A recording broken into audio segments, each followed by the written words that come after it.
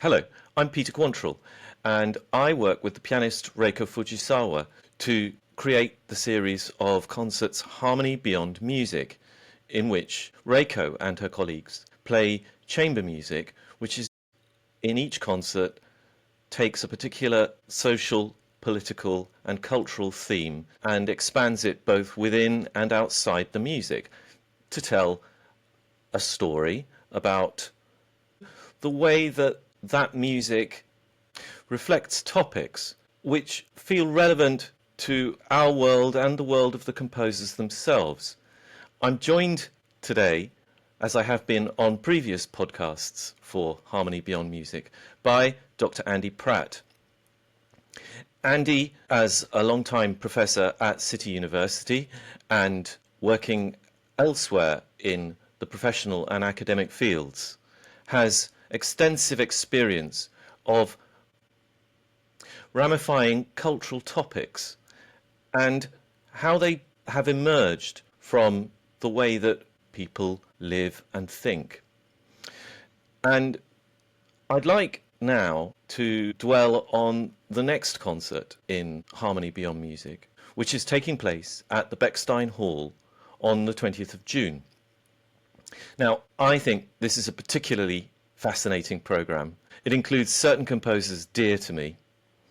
It begins with short pieces by the French composer Eric Satie, who grew up in Honfleur in Brittany, moved to Paris, where he knocked around with Debussy, and then in fact became a spiritual father for the group of composers who were known as Les Six, including people like Francis Poulenc and Arthur Honegger.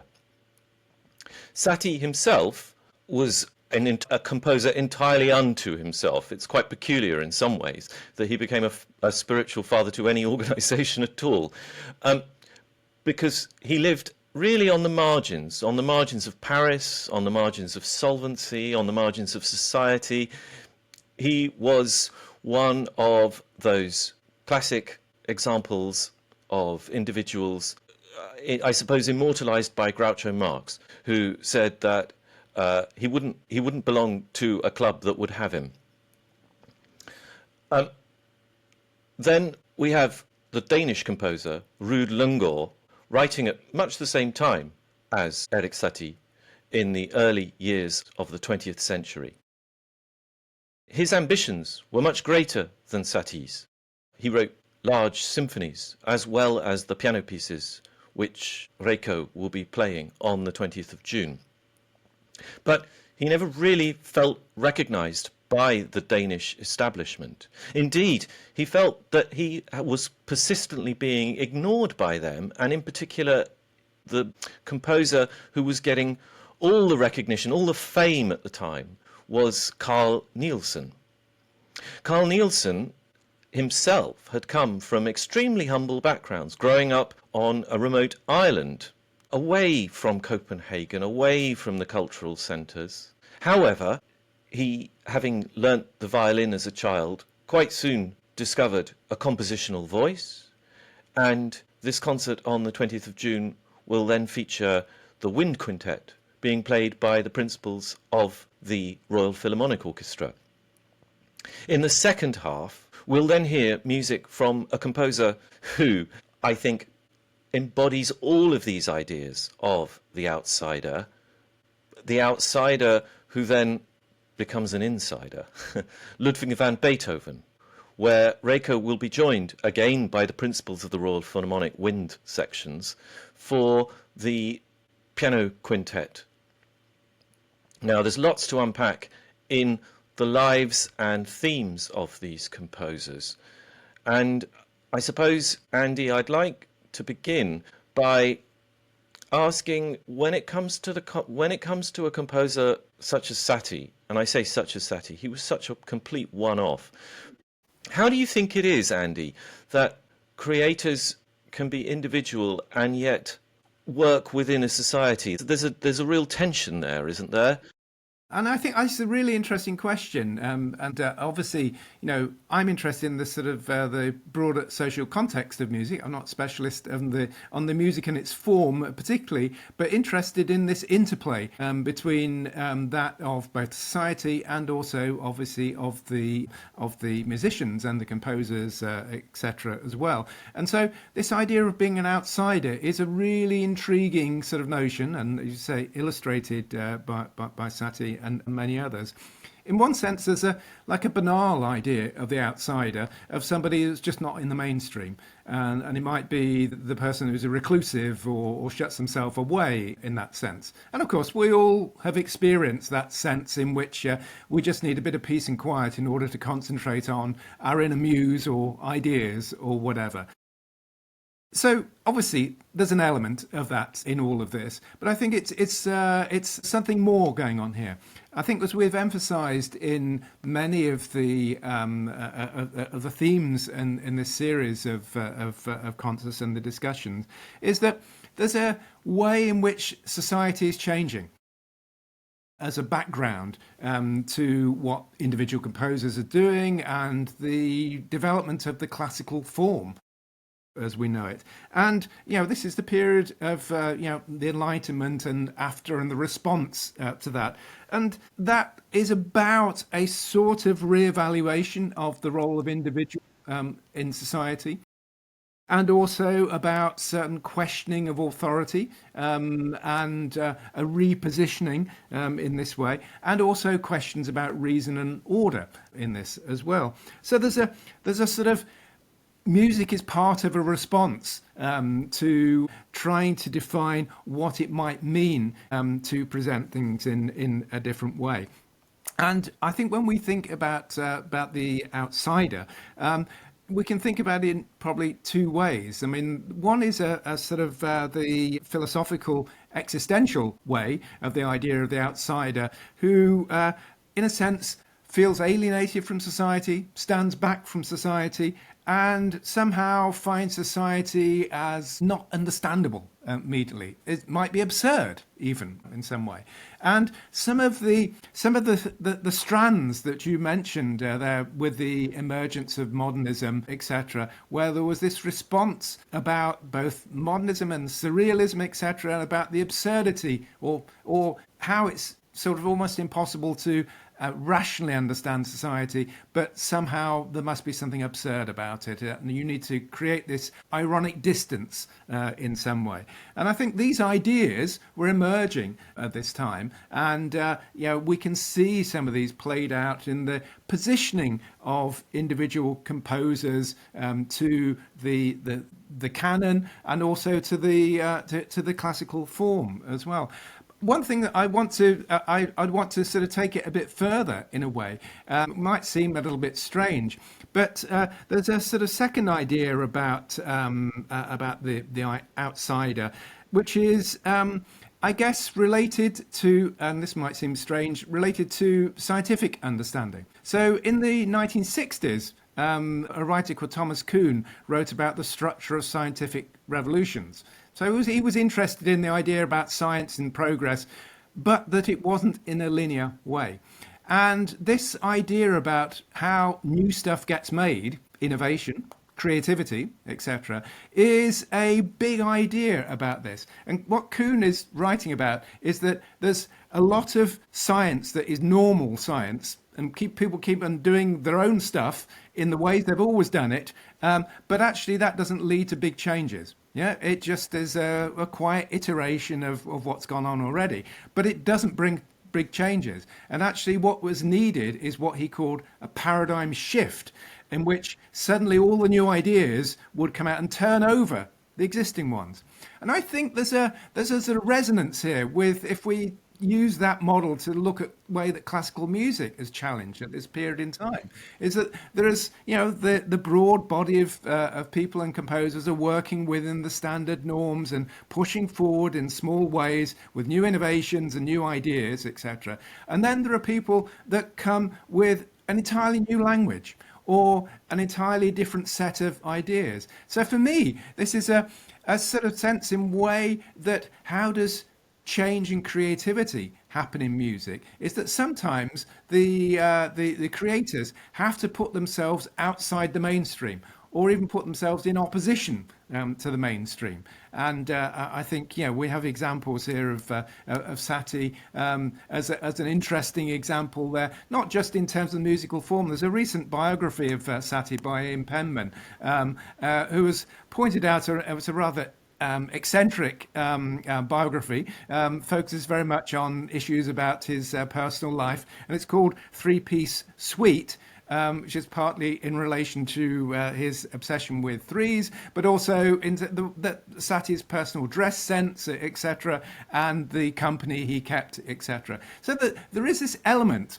of needing to separate oneself from the mainstream in order to be able to comment and critically contribute to it. Otherwise, your voice gets lost, and also that you can get over constrained by the norms and regularity of everyday society. So I think that actually this notion of the outsider is that sometimes, or actually much of the time, we have to conform and we have to do things the same way that everybody else is doing things. But actually, there is a really important place for standing outside that, to be able to provide a commentary from totally a different place. And often it's then when those two voices get reconciled that you get some interesting progress in this way. There's a way, like when Kuhn was talking about it, is that this normal science, this normal activity, is it doesn't bring about interesting and huge transformations. So I think that's, for me, is a sort of really interesting way in which you get characters who either are socially isolated, or they may isolate themselves, or they may purposely position themselves at a margin in some way in order to, in a sense, provide this sort of irritant to the mainstream in some way. So it can be a creative tactic. And I think when we look at the practice of creativity, often these tactics of disrupting things are a way to provide the new continuity. Wow, yes, so much to reflect on there, Andy. But first of all, I'm struck by the unexpected, to me at any rate, consonance between that scientific theory of Kuhn's with what I recall from the, to me, or so I thought, quite old-fashioned idea of cultural progress advanced by Kenneth Clark in Civilization, where he outlines from the beginning how he lays his cards on the table and says, well, it takes great individuals to really push ideas forward, to overturn consensus. And true originality comes from the practice of individuals. Now, those individuals may have come from a particular context, and indeed, technological innovation is always required. It's always in the background. So, to take the case of Beethoven, the sound of Beethoven's late works, and in particular of the piano, could never have been he could never have composed the way he did were it not for the fact that at the same time as he was composing, pianos, forte pianos, keyboard instruments, the piano manufacturers were developing sustain pedals. They could be played louder, for longer, they were more reliable, the pitch was more reliable, the tone color was more varied. Beethoven capitalized upon those technological innovations, but after all, those technological innovations do not in themselves produce the works that only Beethoven could produce. And that kind of individualistic view of genius is quite peculiar. It's not very fashionable these days, is it? But I think it's I think there are ways and ways in which we can think about this idea of individual genius, and I think the sort of, in a way, the extreme idea of the individual genius who is just sort of totally on one side and does something entirely different. Actually, I think if you look at sort of the sort of social scientific research on this, it's never about the individual. It's about the individual and the context, and it's the way that they connect with the context, and that's the thing. I mean, the individual always needs someone else, and just in the example you've given there, of course, it's Beethoven thinking in parallel with the technologies and in parallel with a number of other things, and the real genius is to knit together different influences in a unique way. Yeah, that's, for me, I think that's the constitutive thing about creativity. Is it's a big idea on its own is nothing. Like we have an idea and we whistle a tune in the shower or something, and it goes nowhere. It has to be constructed. It has to be built into something. It has to be written down. It has to be practiced. It has to be worked on with other people, and all of these elements create an ensemble.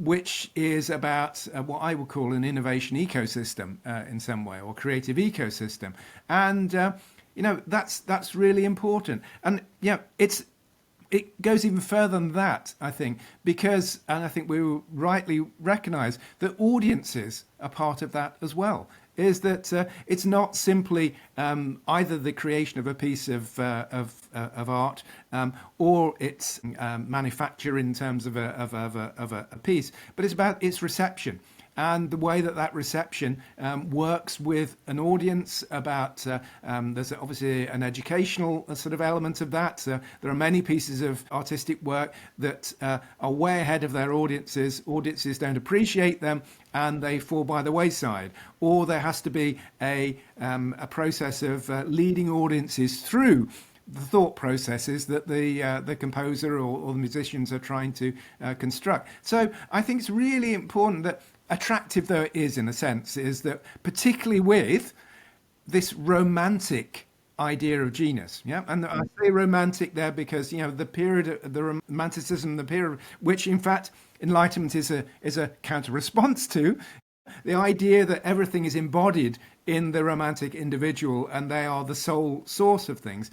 What I'm suggesting is that it's more useful to have a bit more of a questioning idea of that, to recognise the different components that come to play, and it's not simply that you've got all the pieces of the jigsaw. It has to be put together in a rather particular way, and I think that's why what I would argue is always why it's always what we refer to as situated.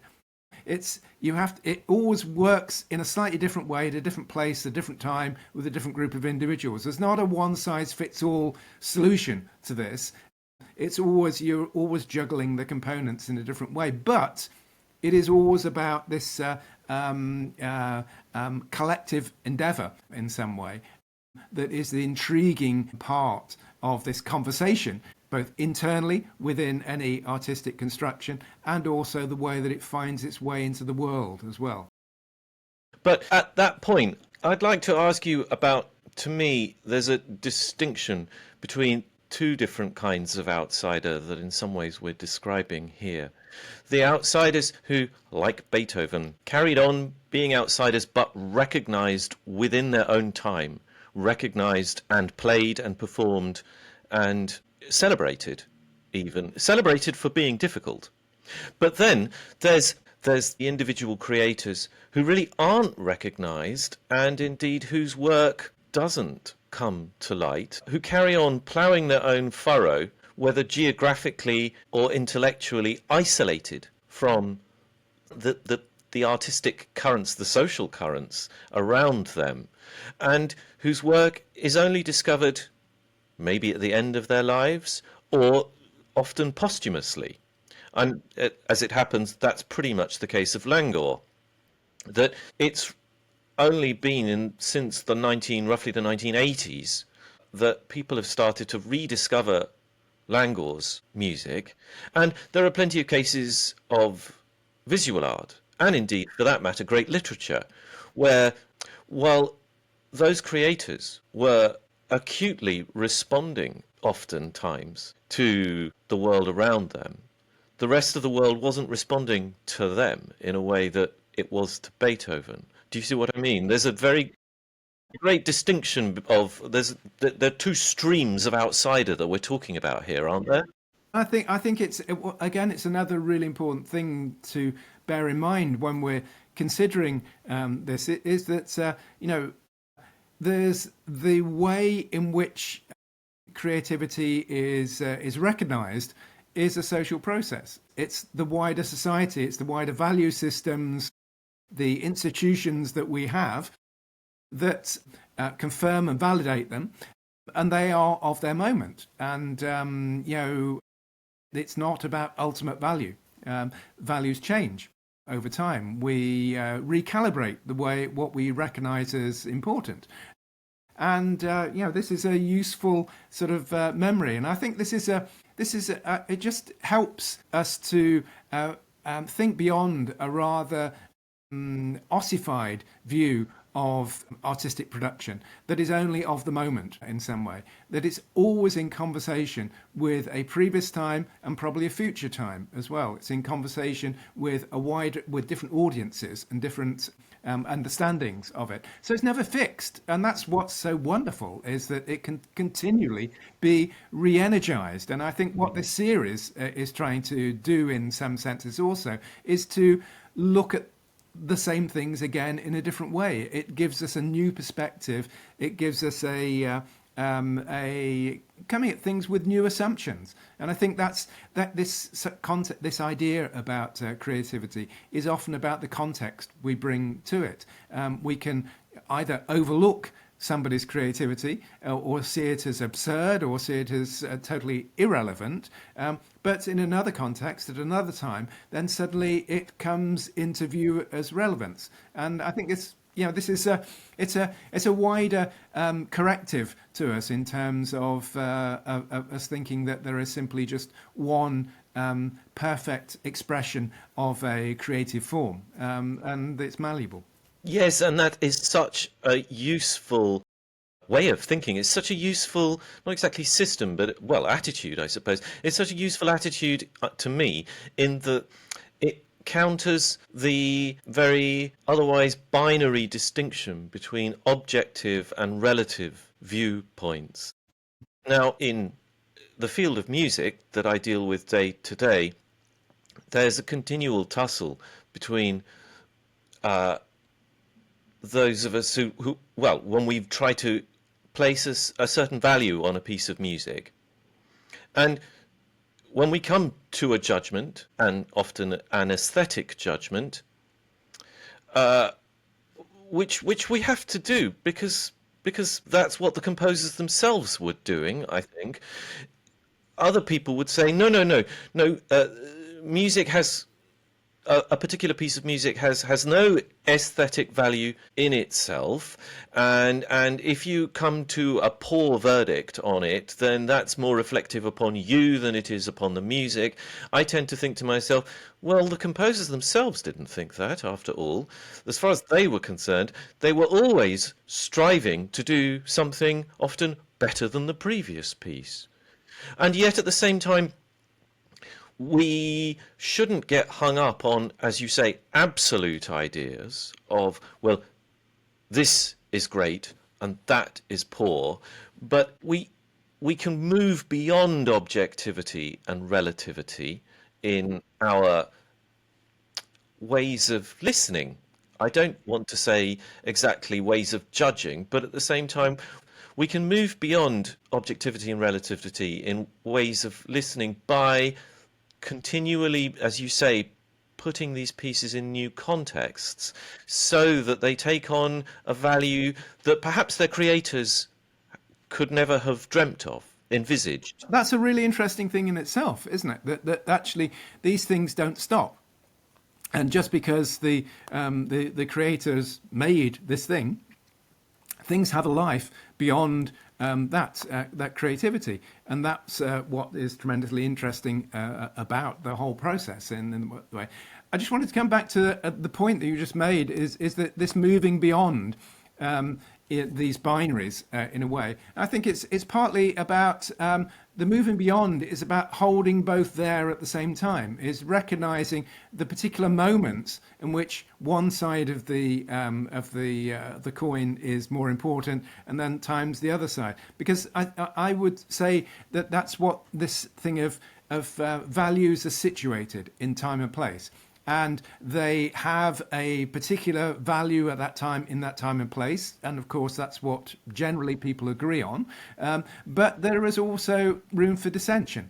And that over time, that dissension may begin to reinterpret what was the value of those. And I think that's where the joy of both understanding and hearing is to at least have some sense in which there's this multivocality in creativity, and that it's not just one thing, it's a multiple thing, it's something that is constantly evolving and changing, that the thing itself, the notes on the page are still the same, but they're constantly reinterpreted, as we all know, whether it be the particular expression of particular instruments or the particular performers or the recording. All of these, as I mentioned, also the particular audience will change things. There's always that element, the excitement of live performance, in that the actual setting,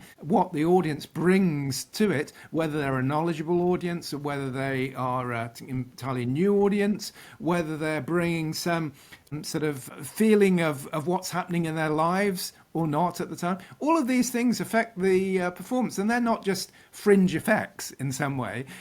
They are about the way that music is constituted and reconstituted. And and that's why I find it interesting to look at these wider contexts. They're not just the mise en scene, but they actually are what I'd say co-constitutive of the thing we're trying to understand itself. Because this thing of artistic or cultural value is not fixed, that it's constantly mobile. And indeed, that's what's so interesting for me about it, is that that it is mobile, but also trying to understand the ways in which it is changing. And I think it's why we bring in these social and cultural elements as well as technological elements into our understanding of music and reflecting on its value and importance for a particular moment in time.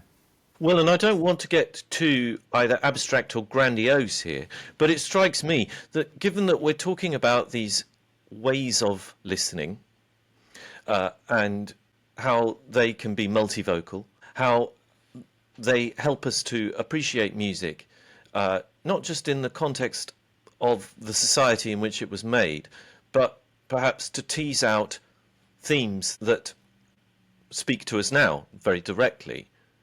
I wonder if these ways of listening can be mapped onto ways of thinking. That's why I warned you that I didn't want to make it too abstract, but at the same time it does sound rather abstract. But we have to, those of us who work in music and indeed in other fields of creativity, we have to, I suppose, try and restrain ourselves from thinking that to put it bluntly, music can change the world.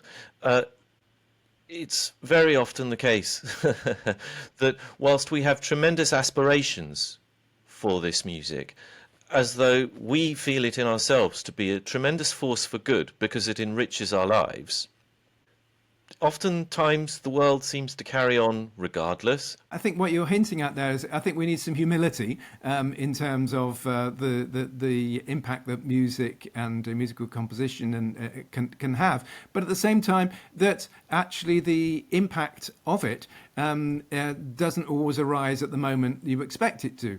And these longer resonances that are as significant. I think let's link back to another sort of element of what we're talking about here in terms of, in a sense, the ways in which the formation of societies in terms of democracies, etc., are questioned and challenged.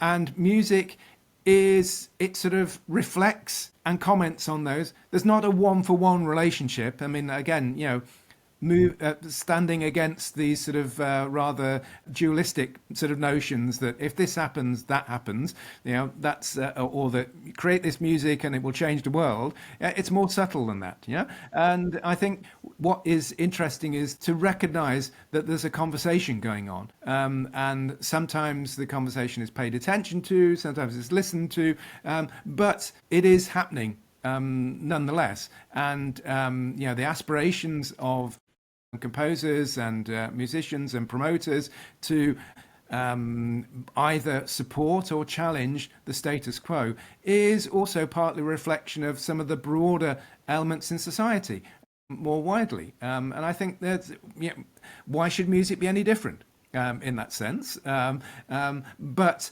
the way that music articulates this is in a rather more subtle way, and it's not just a one-for-one marking of a cultural value, of a good piece of music or a particular social value, that it works in relation. That seems to me, Andy, like a suitable place to leave it for this discussion on the outsider's context. That brings us to the conclusion that, after all, what the composers most of all wanted was for people to listen. That really has to be their lowest and their highest ambition as creators of music. So I'd like to say a big thank you to you, Andy, for taking part in this latest episode of Harmony Beyond Music, which has been talking about the themes which will be outlined in the concert given by Reiko Fujisawa and the wind principles of the Royal Philharmonic Orchestra on the 20th of June at the Bechstein Hall. Please do join us then. This is Peter Quantrill. Thank you very much. And Andy Pratt, thanks very much indeed.